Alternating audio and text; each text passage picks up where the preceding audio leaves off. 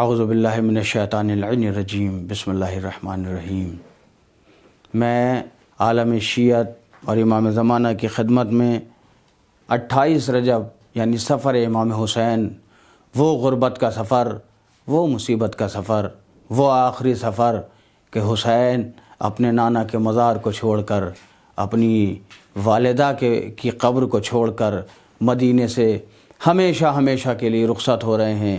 یہ جانے والے آج جا رہے ہیں، مگر کل جب قافلہ واپس آئے گا تو نہ اکبر ہوں گے، نہ قاسم ہوں گے، نہ اون و محمد ہوں گے، نہ حسین ہوں گے۔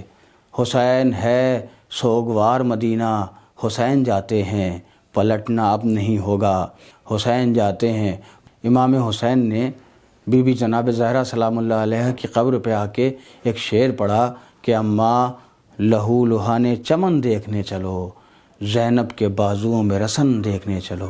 28 رجب کو حسین رخصت ہوئے اور 61 ہجری 10 محرم کو حسین محمد کا دین بچا کر، شریعت بچا کر، توحید بچا کر کربلا کے دشت میں سو گئے۔